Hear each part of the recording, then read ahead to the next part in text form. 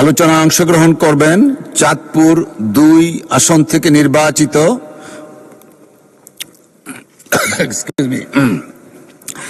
মাননীয় সদস্য জনাব জালাল উদ্দিন। আমি দুঃখিত। বিসমিল্লাহির রহমানির রহিম। সমস্ত প্রশংসা আল্লাহ রাব্বুল আলামিনের। জনাব জালাল উদ্দিন সাহেব, আপনার সময় ৬ মিনিট। আসসালামু আলাইকুম।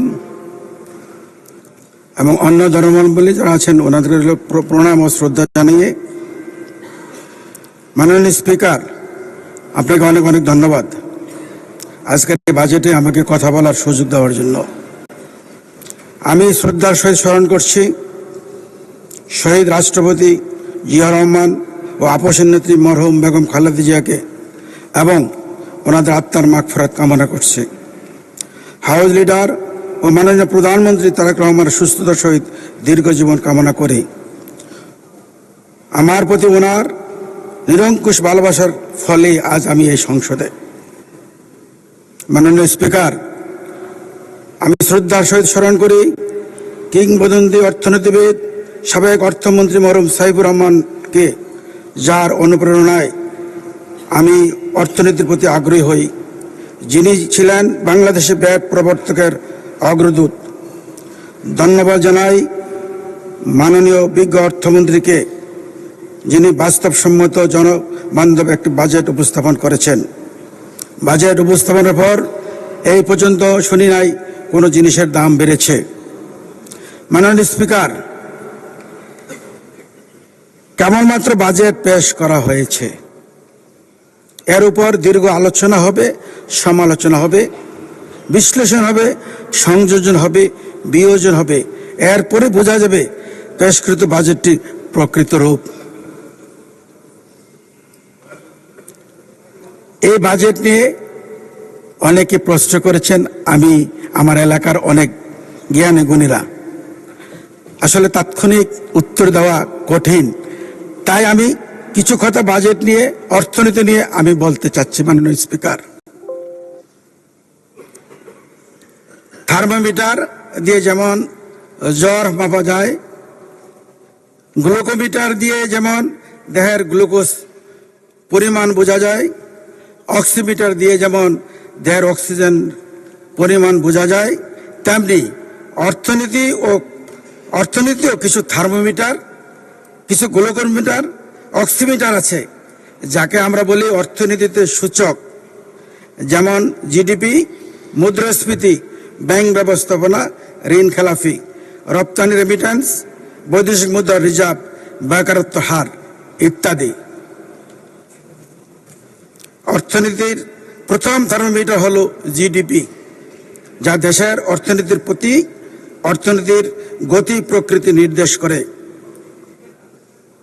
মাননীয় স্পিকার, জিডিপির ভালো কিছু লক্ষণ আমি উল্লেখ করতে চাই, যে লক্ষণগুলি দেখলে বোঝা যাবে দেশের জিডিপির অবস্থা ভালো। দেশে নতুন কলকারখানা বৃদ্ধি পাবে, নতুন কর্মসংস্থান বাড়বে, বিদ্যুতের ব্যবহার বাড়বে, রপ্তানি আয় বাড়বে, ব্যবসার সম্প্রসারণ ঘটবে। আর জিডিপি কি লক্ষণ থাকলে আমরা বুঝবো আমাদের জিডিপির অবস্থা খারাপ, সেই বিষয়ে আমি কয়েকটা পয়েন্ট তুলতে চাই। ১ নম্বর, কলকারখানা বন্ধ হয়ে যাবে, বেকারত্ব বাড়বে, বিনিয়োগ কমবে, উৎপাদন কমবে। তাই জিডিপি হলো অর্থনীতির শুধু থার্মোমিটারই নয়, এটি স্পিডোমিটারও বটে।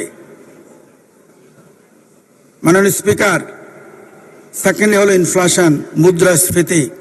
আমি সংসদে মুদ্রাস্ফীতি নিয়ে কথা বলার সুযোগ পেয়েছিলাম, কিন্তু পুরাটুকু আমি বলতে পারিনি। আজও বোধহয় সেই সময়টুকু পাবেন না, কারণ আপনি যে সময় নির্ধারণ করেছেন, আমি আমার বেসিক কথাগুলি বলতে গেলেই সময় শেষ হয়ে যাবে। তারপরেও আপনি আমার দিকে একটু খেয়াল রাখবেন। জিডিপি হলো মুদ্রাস্ফীতি, জিনিসের দাম কি স্থির আছে না বাড়ছে না কমছে, দেখলে বোঝা যাবে দেশের মুদ্রাস্ফীতির অবস্থা। ভালো লক্ষণ গুলি হলো চাল, ডাল, তেল, মাছ ইত্যাদি নিত্য প্রয়োজনীয় জিনিসের দাম মোটামুটি স্থিতিশীল কি না, বাড়ছে না কমছে, আয়ের সাথে ব্যয়ের মিল আছে কিনা। আর খারাপ লক্ষণ হলো প্রতি মাসে বাজার খরচ বাড়বে, একই টাকায় জিনিস কম পাওয়া যাবে, পরিবহন ও বিদ্যুৎ খাতের খরচ দ্রুত বাড়বে।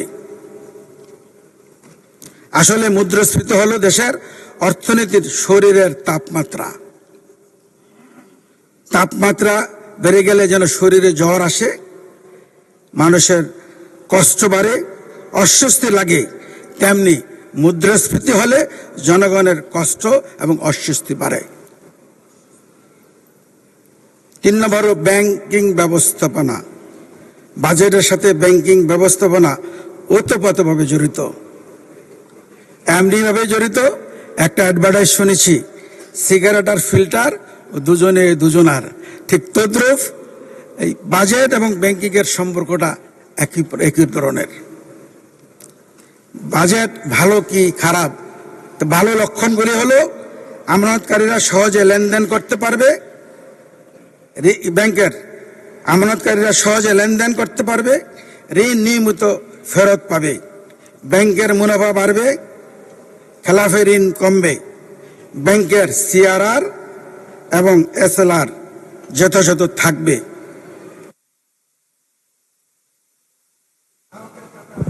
মাননীয় সদস্য, আর 2 মিনিট বাড়ানো হলো আপনার বক্তব্য, 2 মিনিটের মধ্যে শেষ করবেন। জিনিসটা আমি তুলে ধরতে পারবো না 2 মিনিট। মাননীয় স্পিকার, আমি যে জিনিসটা বলতে চাচ্ছি, দেখেন ফাইনালি এটা আমি কোথায় গিয়ে আমি নেই, আমার একটু সময় দেওয়ার চেষ্টা করেন। ব্যাংক, আমি চেষ্টা করবো মাননীয় স্পিকার শেষ করে। জি, 3 মিনিট দেওয়া হলো, 3 মিনিট শুরু হলো এখন। খারাপ লক্ষণ হলো গ্রাহকের টাকা চাহিদা মতো ব্যাংক দিতে পারবে না, খেলাফি ঋণ দ্রুত বাড়বে, কেন্দ্রীয় ব্যাংকের সহায়তা বারবার নিতে হবে, আমানত কমবে, নতুন আমানতকারী কাটতে হবে, সিআরআর এসএলআর যথাযথ রক্ষা করতে পারবে না। মাননীয় স্পিকার, আসলে ঋণ খেলাফি হলো ব্যাংকের স্বাস্থ্য পরীক্ষার রিপোর্ট। উল্লিখিত সূচকগুলি দ্বারা অর্থনীতির ভালো না মন্দ যাচাই করা যাবে। বাজেট ভালো কি মন্দ তা বিবেচনা করতে হলে যে কয়েকটা পয়েন্টের দিকে আমাদের খেয়াল রাখতে হবে। 1 নম্বর, রাজস্ব আয় বাড়বে, জিডিপি বাড়বে, শিক্ষা, স্বাস্থ্য, কৃষি বরাদ্দ বাড়বে, ঋণের উপর নির্ভরতা কমবে, মূল্যস্ফীতি কমবে, রপ্তানি বাড়বে, রেমিটেন্স বাড়বে, বৈদেশিক মুদ্রা রিজার্ভ বাড়বে, বেকারত্ব কমবে, নতুন নতুন শিল্প কলকারখানা হবে।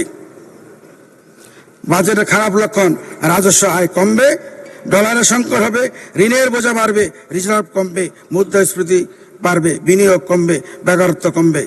মাননীয় স্পিকার, রিজার্ভ, রিমিটেন্স, রপ্তানি, মূল্যস্ফীতি, এই 4টি হলো অর্থনীতির রক্তচাপ। সবচেয়ে গুরুত্বপূর্ণ সূচক রাজস্ব সংগ্রহ। যেমন একজন মানুষের শরীরে রক্ত না থাকলে শরীর চলে না, তেমনি সরকারের রাজস্ব আয় বৃদ্ধি না হলে বাজেট সফলতা আসে না।